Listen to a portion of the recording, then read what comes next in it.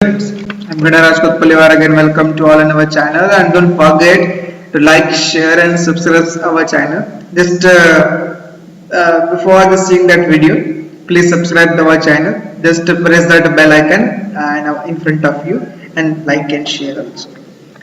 So we will go towards our numerical. In question number 3, for 10 marks, this numerical is asked. It is mentioned for 6 marks, but not here the chances for 10 marks also. I cover all the things in this numerical. For what things are calculated for 10 marks also and for 6 marks also. So we move towards our numerical. Simple saturated vapor compression cycle using ammonia has a capacity 25 T. Evaporator and condenser temperatures are given minus 5 degrees centigrade and 50 degrees centigrade. We all know the vapor compression refrigeration cycle. Definitely, there is a one compressor, condenser, evaporator, and expansion valve. 1 to 2 is process happen in that is a compression process. As I mentioned that earlier. See that the 1 to 2 is a process. This is a compression. Maybe this is isentropic compression, and if this is not given in our problem, so assume it as isentropic compression. Okay. Then 2 to 3 is condensation process, and 3 to 4 is expansion, and 4 to 1 is evaporation process. So in our numerical, they have given that our capacity. First, the capacity is given 25 TR. So we have to mention that capacity. We know that the evaporator temperature is minus. I already mentioned that at evaporator there is a temperature minus 5 degrees centigrade, and at the condenser 40 degrees centigrade. There is no necessity of using charts because they have to given directly one table.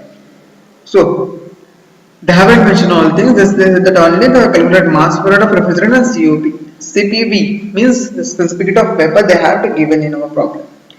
But we not only calculate the mass product C and COP, we calculate some other parameters on which the questions may be asked in our exam. So first refrigerant heat is given, TS is given, then two temperatures are given, and say that nothing they said that. We assume that this one point is entered to the compressor is saturated vapor. So it is on our graph. All the duration part, this is 2.324, and there is no subcooling and all. They haven't mentioned and all. There is no subcooling or suppurative. We assume that there is no any subcooling and suppurative. So 3 points only directly placed on saturated curve. First, this is a very important thing. So just forget that volumetric efficiency evaluation and all. We will see later. See. First, our task is calculate the mass flow rate. We firstly calculate the mass flow rate of that refrigerant. So for that we haven't the temperature T2 means this superheated region. This temperature we have it. What we do that we assume that compression is isentropic. Isentropic means what? Entropy is constant. Entropy at point 1 and entropy at point 1 and entropy at point 2 both are constant. S1 equals to S2. S1 we have no, because in our chart they are given that at minus 5 degrees centigrade Sg, that is the entropy. In that means what? In the graph at we know at the left side of the curve there is Sf. At the left side there is Sf. At the right side there is Sg, and at the middle there is Sfg. So at a point 1 is on the right side. So what we do? We take Sg or Hg, whatever the entropy or enthalpy by G parameters. And if it is on this side, then it is a Sf or Hf. Okay. So we know the S1 means Hg equals to S1. It's 5.6856. Okay, 5.6856. We know that S1 equals to S2, and we know formula S1, and how we calculate the superheated entropy, that is equals to Sg2 means entropy at this point, or this point we have to calculate the entropy at this point. So entropy at this point plus Cp ln of T sub by T such means temperature is given, that is what? This temperature is 40 degrees centigrade. We convert it to Kelvin.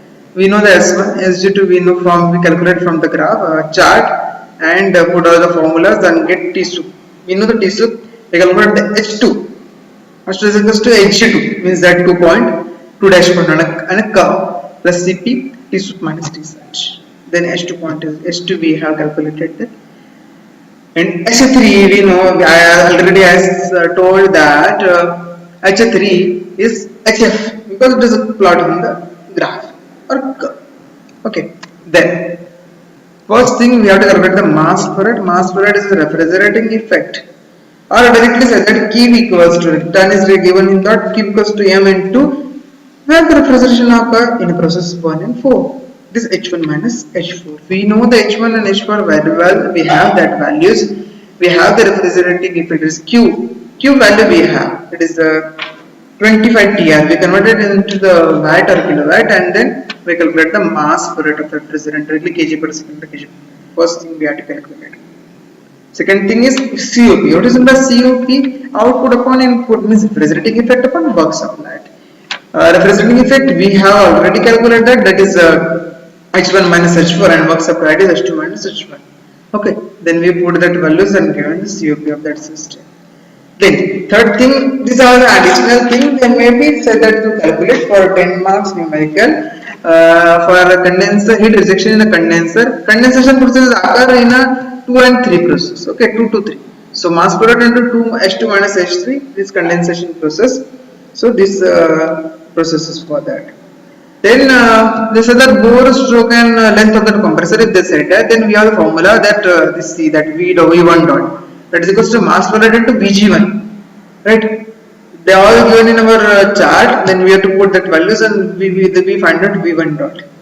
And another formula for we have the value of that V1 dot. And another formula for V1 dot also Bs1 into N1 into number of cylinder. What is V1? Here Bs means stroke volume, that is pi by 4 d square. We have to put that value pi by 4 d square L and volumetric efficiency they are already given. That's why I said that is volumetric efficiency and elevation speed they are already given and number of cylinder also. So put that value according to that and find out the diameter and length. This is your 10 marks numerical for in unit number 2. So at the last also, don't forget to share, subscribe and like our video, and if you like that, please comment and subscribe our video, and don't forget to press the bell icon in front of you. So this is a numerical for 10 marks maybe asked. So thank you for listening patiently.